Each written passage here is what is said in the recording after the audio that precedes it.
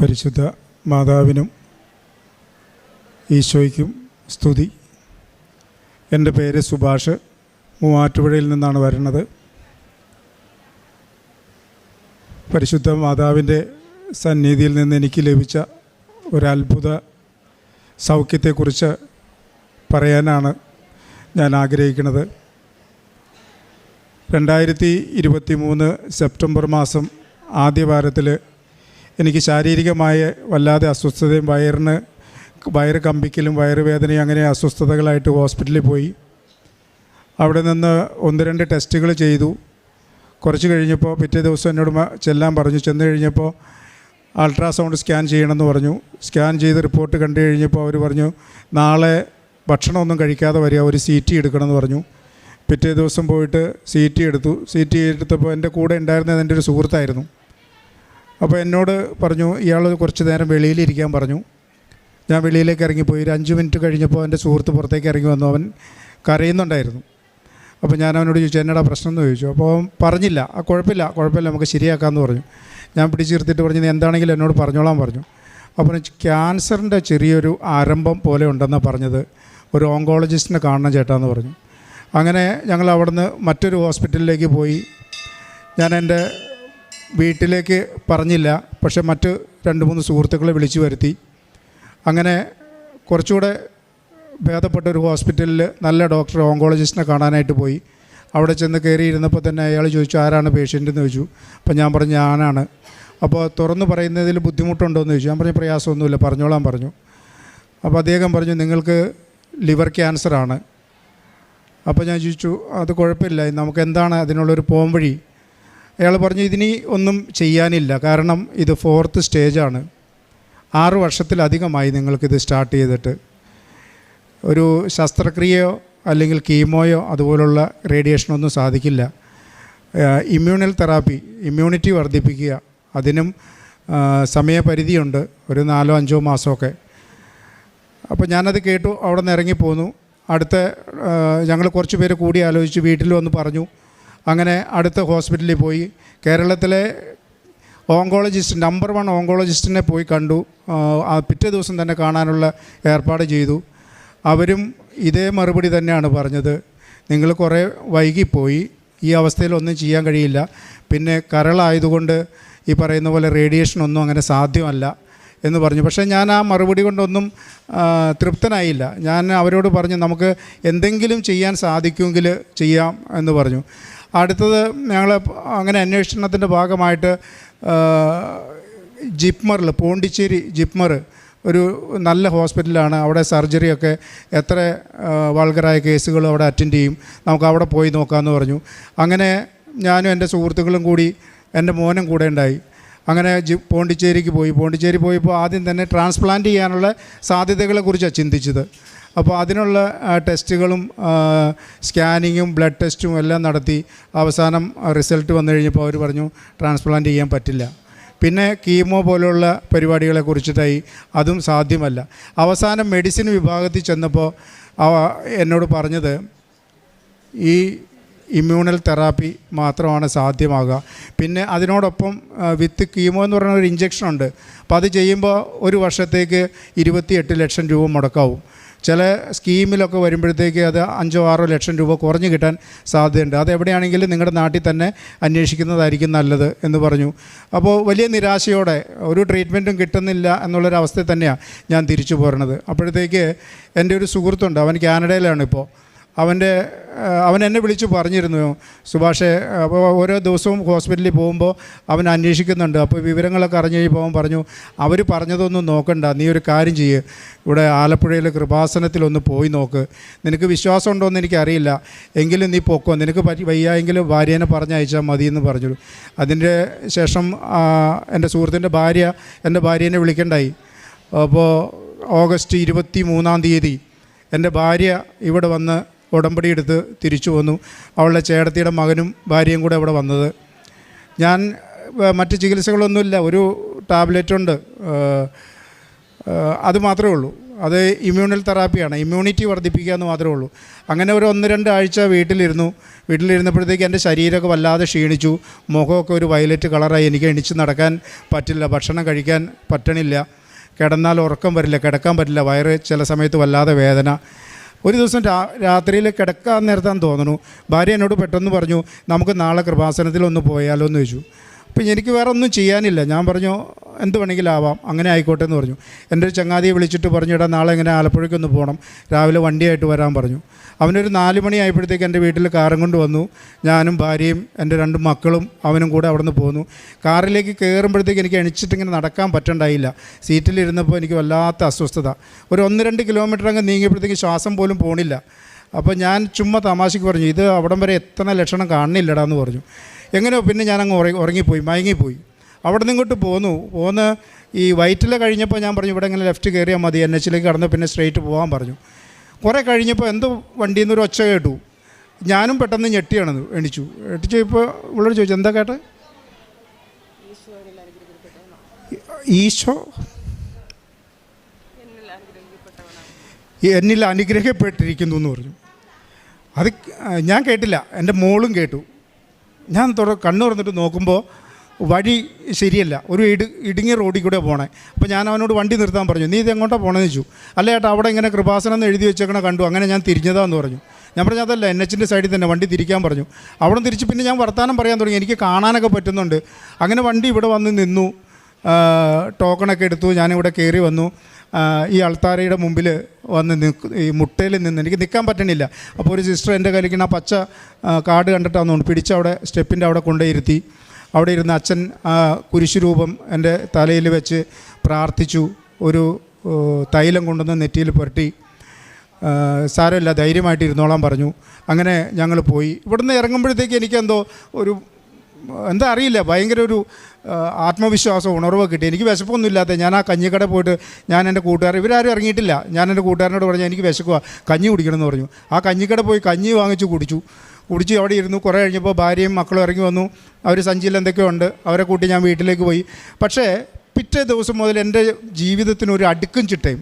രാവിലെ എണിക്കും, ഞാൻ വയ്യാതെ കിടക്കലൊന്നുമില്ല, 5:30 ആകുമ്പോഴത്തേക്ക് എണിക്കും. ഞങ്ങളെല്ലാവരും ഒരുമിച്ചിരുന്ന് പ്രാർത്ഥിക്കും. ഞങ്ങളുടെ 2 അമ്മമാരും ഉണ്ട് ഞങ്ങളോടൊപ്പം. അപ്പോൾ എൻ്റെ അമ്മയ്ക്കൊരു ഇച്ചിരി ഞങ്ങളുടെ വിശ്വാസം കൂടി. ഞങ്ങൾ ക്രൈസ്തവരല്ല, വിശ്വാസം കൂടുതലാണ്. അപ്പോൾ ഷൈലയ്ക്ക് പേടിയുണ്ടായിരുന്നു അമ്മേനെ ഈ കുരിശ് വരപ്പിക്കാനൊക്കെ. പക്ഷേ അമ്മയും വന്നിരിക്കും, ഞങ്ങൾ ഒരുമിച്ചിരുന്ന് പ്രാർത്ഥിക്കും. ഞാൻ 5 മണിക്ക് തന്നെ പ്രാർത്ഥന കഴിഞ്ഞാൽ അപ്പോൾ തന്നെ ഇവൾ കുറച്ച് ചൂടുവെള്ളം തരും. ഞാൻ ഈ ചൂടുവെള്ളം മേടിച്ച് കുടിച്ചിട്ട് അപ്പോൾ തന്നെ നടക്കാൻ പോകുമ്പോൾ ഞാൻ ഈ വിശ്വാസ പ്രമാണം ചൊല്ലിക്കൊണ്ടാണ് പോയിക്കൊണ്ടിരുന്നത്. കൊന്ത ചൊല്ലിക്കൊണ്ട് പോയിക്കൊണ്ടിരുന്നു. ആദ്യം 2 ദിവസം മോൻ എൻ്റെ കൂടെ നടക്കാൻ വന്നു. ഒരു 1.5 കിലോമീറ്റർ 2 കിലോമീറ്ററേ വന്നുള്ളൂ. അത് കഴിഞ്ഞിട്ട് തിരിച്ചു പോന്നു. പിന്നെ ഇപ്പോൾ ഞാൻ തന്നെ ഒരു 5 കിലോമീറ്ററോളം നടക്കും. ഇപ്പോൾ 5 കിലോമീറ്റർ നടന്ന് വീട്ടിൽ വന്നിട്ട് പിന്നെ ബ്രേക്ക്ഫാസ്റ്റൊക്കെ കഴിക്കൽ. ഈ അടുത്ത പ്രാവശ്യം 1 മാസം കഴിഞ്ഞപ്പോൾ ഞാൻ വന്നു. അപ്പോഴത്തേക്ക് പത്രം ഉണ്ടായിരുന്നു. എനിക്കങ്ങ് ദൂരമായിട്ടൊന്നും പോകാനുള്ള ബുദ്ധിമുട്ട് കാരണം മോൻ പോയിട്ട് പത്രം കൊടുക്കും. അവൻ കൊടുക്കുമ്പോൾ പ്രത്യേകം അവൻ പറയും, ഈ അച്ഛൻ പറഞ്ഞേക്കണേ എവിടെയെങ്കിലും കൊണ്ടുപോയി ചുമ്മാ ഇട്ടിട്ട് പോരായിരുന്നാണ് പറഞ്ഞേക്കണേ. അവൻ പറഞ്ഞത് എൻ്റെ അച്ഛന് സുഖമില്ല, ലിവർ ക്യാൻസറാണ്, അതിൻ്റെ ചികിത്സയുടെ ഭാഗമായിട്ടാണ് ചേട്ടാ ഈ പത്രം വിതരണം ചെയ്യണത്. പല മുതിർന്ന ആളുകളും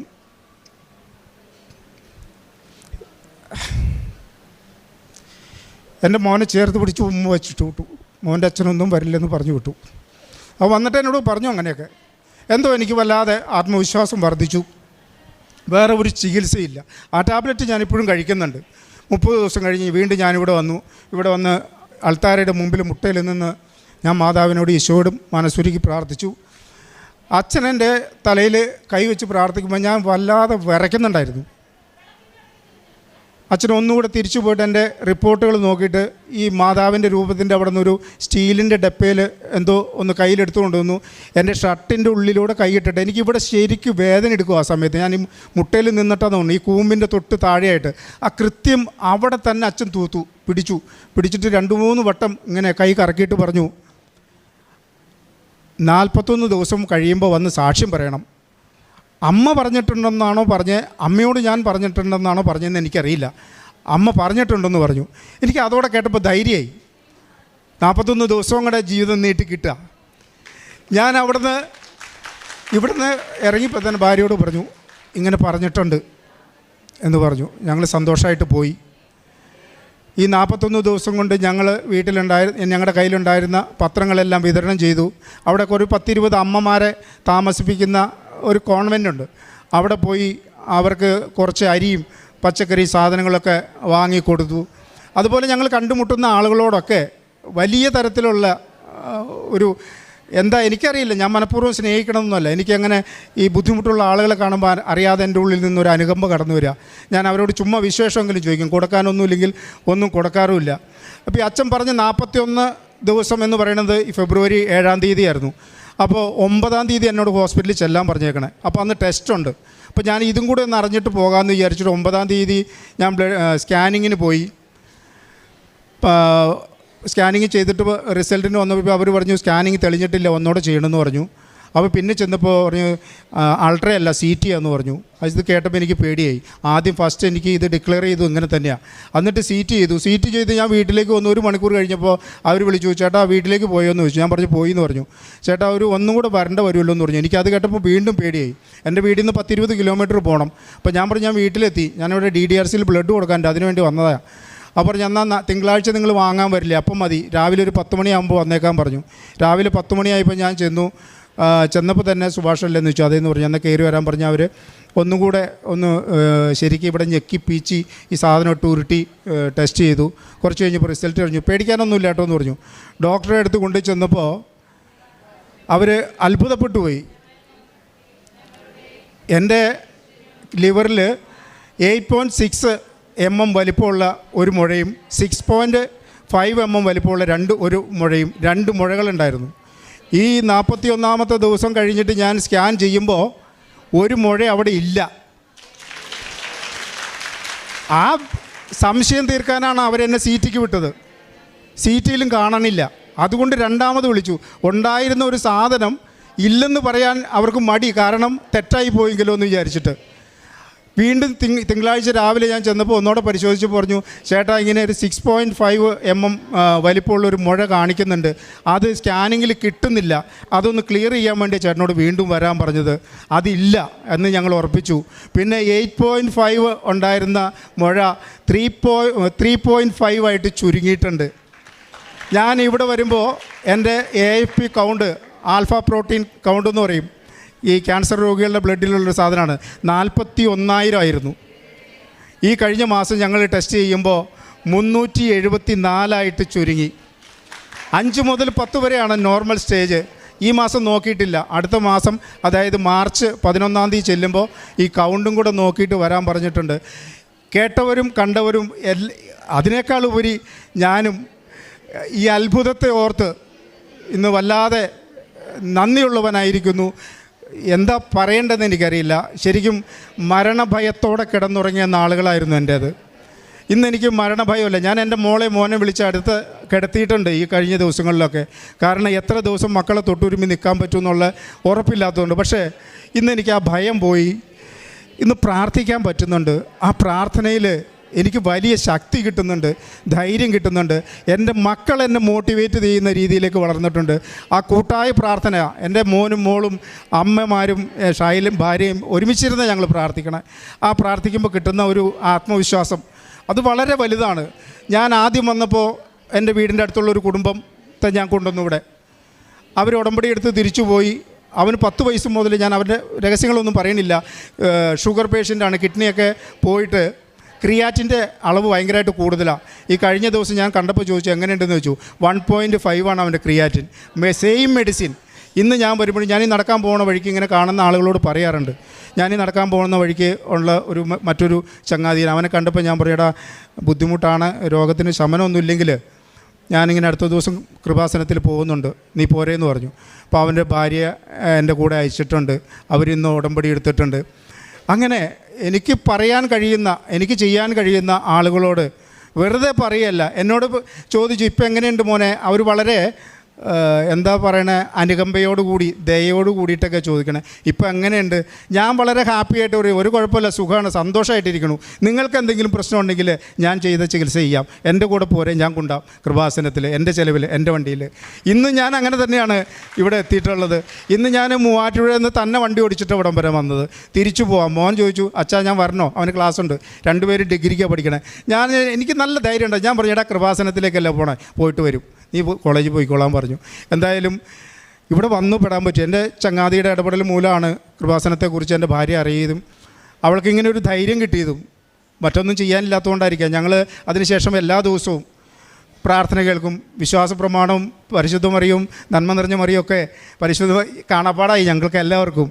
ഇപ്പോൾ അച്ഛൻ്റെ വചനങ്ങൾ എല്ലാ ദിവസവും കേട്ടുകൊണ്ടിരിക്കും. സാധാരണ സുഖമില്ലാത്ത ആളുകളെ പാട്ട് പാടി ഉറക്കാമെന്ന് പറഞ്ഞാൽ ഷൈല എന്നെ വചനം പാടി ഉറക്കണേ, വചനം വെച്ച് തന്ന് ഇങ്ങനെ കേട്ട് കിടന്നുറങ്ങും. അപ്പോൾ ഇങ്ങനെ കേട്ടുകൊണ്ടിരിക്കുമ്പോൾ ഇപ്പോൾ അച്ഛൻ എന്താ 1 കൊരിന്ത്യസ് 10:12 തോന്നുന്നു, മനുഷ്യന് കണ്ട് സാധിക്കാത്തത് ഈശ്വരനെ കണ്ട് സാധിക്കും.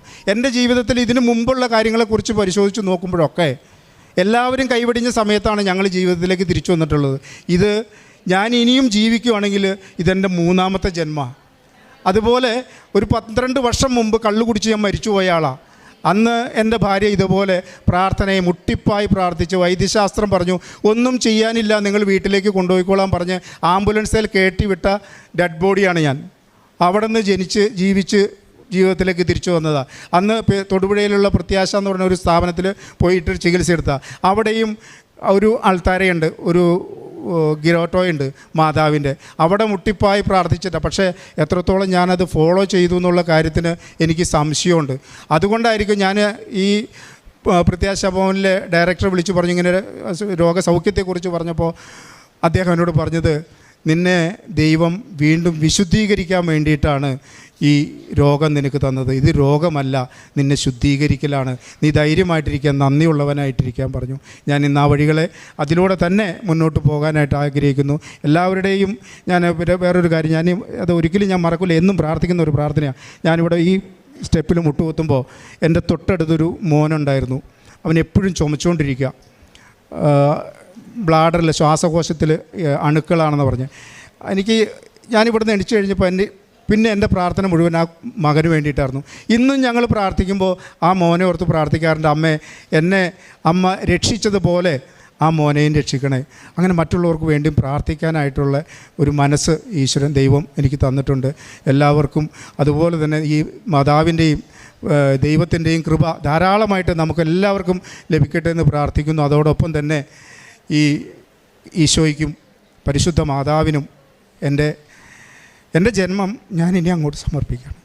പരിശുദ്ധ അമ്മയുടെ മധ്യസ്ഥതയിൽ ലഭിച്ച വലിയൊരു സൗഖ്യത്തിൻ്റെ സാക്ഷ്യം വളരെ വ്യക്തമായിട്ട് ഇപ്പം നമ്മൾ കേൾക്കുവാനായിട്ട് ദൈവം ഇടവരുത്തി എന്നുള്ളതാണ് ഏറ്റവും പ്രധാനപ്പെട്ടത്. ഇപ്പോൾ സാക്ഷ്യം പറഞ്ഞത് ലിവർ ക്യാൻസറുമായിട്ട് ബന്ധപ്പെട്ട കാര്യമാണ്. അപ്പോൾ അത് വളരെ വ്യക്തമായിട്ട് പറഞ്ഞു. ഇനിയിപ്പം അതിൽ പ്രത്യേകിച്ച് ചികിത്സയ്ക്ക് ഒരു സാധ്യതയില്ല. ഇനിയിപ്പം ഇമ്മ്യൂണിറ്റി വർദ്ധിപ്പിക്കുവാനായിട്ടുള്ള ഒരു മെഡിസിൻ മാത്രമാണ് ഇതിൻ്റെ സാധ്യത എന്ന് പറഞ്ഞ് പിന്നെ ഏതോ ഒരു കൂട്ടുകാരൻ വഴി ഇവിടെ വന്നു എന്നുള്ളതാണ്. പിന്നെ ഇവിടെ വന്നതിന് ശേഷം ഒരു എന്തെന്നില്ലാത്തൊരു ധൈര്യം എന്ന വാക്കാണ് ഇവിടെ ഈ സാക്ഷ്യത്തിൽ ഇദ്ദേഹം പറഞ്ഞത്.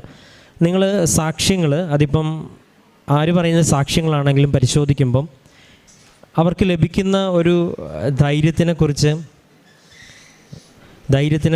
അവർ പറയുന്നുണ്ട്. ചിലർ പിള്ളേർ സാക്ഷ്യം പറയുമ്പോൾ അത് കോൺഫിഡൻസ് എന്നും അല്ലെങ്കിൽ മറ്റുള്ളവർ വരുമ്പോൾ തൻ്റെ ഇടമെന്നും ഒക്കെ പറയുന്നുണ്ട്. അതുകൊണ്ടാണ് ഈ ചിലർ എല്ലാ സാക്ഷ്യത്തിലും ഇങ്ങനെ എനിക്കിനി മുന്നോട്ട് പോകുമ്പം ഒരു ടെൻഷനില്ല. കാരണം ഈ ഒരു ടെൻഷൻ ഇല്ലായ്മയെക്കുറിച്ച് നമ്മളെപ്പോഴും സാക്ഷ്യങ്ങളിൽ ഇങ്ങനെ കാണുന്നതിൻ്റെ ഉത്തരം നമ്മൾ ഈ ഉടമ്പടി എന്ന് പറയുന്നത് നമുക്കറിയാം, അത് ദൈവത്തിൻ്റെ കരങ്ങളിലേക്ക് നമ്മൾ കൊടുക്കുകയാണ്. അതിൽ നിയോഗങ്ങളും എല്ലാം ഇങ്ങനെ കൊടുത്തിട്ട് ആത്മാർത്ഥമായിട്ടാണ് ആ സമർപ്പണം നടത്തിയതെങ്കിൽ ആദ്യം നമുക്ക് ലഭിക്കുന്നതും ഈ ഒരു വല്ലാത്തൊരു ഭാരമില്ലായ്മയാണ്. അത് സാക്ഷ്യങ്ങൾ പരിശോധിക്കുമ്പോൾ നമുക്കറിയാം. അതിനർത്ഥം ജീവിതത്തിൽ ഇനി പ്രശ്നങ്ങളും ബുദ്ധിമുട്ടുകളും ഇനി വരത്തില്ലെന്നുള്ളൊരർത്ഥമൊന്നും അല്ല അതിനുള്ളത്. പക്ഷേ ഇപ്പോൾ ഞാൻ സമർപ്പിച്ചിരിക്കുന്ന നിയോഗത്തിന് മേൽ ദൈവം വ്യക്തമായിട്ടൊരു തീരുമാനമെടുക്കും.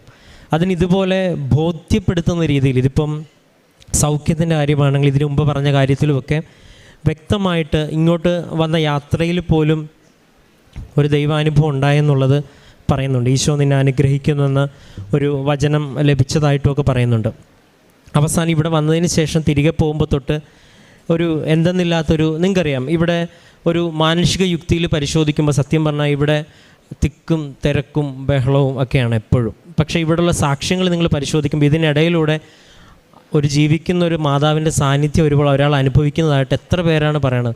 ഇവിടെ കാലൂത്തി അന്നോട്ട് അത് ഇവിടെ എല്ലാം നമുക്ക് കൊടുക്കുമ്പോൾ ഇങ്ങനെയുള്ള ദൈവിക അനുഭവങ്ങൾ ലഭിക്കുന്നതുകൊണ്ടാണല്ലോ നിങ്ങളും ഓരോരുത്തരും ഇവിടെ ആയിരിക്കുന്നത്. അപ്പോൾ പരിശുദ്ധ അമ്മ ഇവിടെ ജീവനോടെ പ്രത്യക്ഷപ്പെട്ടു എന്നുള്ളതാണ് നമ്മുടെ ഈ ഒരു ആലയത്തിൻ്റെ അടിസ്ഥാനം എന്ന് പറയുന്നത്. ഈ അടിസ്ഥാനത്തിൽ നിന്നാണ് നമ്മൾ ഈ സാക്ഷ്യങ്ങളെല്ലാം നമ്മൾ ശേഖരിക്കുന്നത്.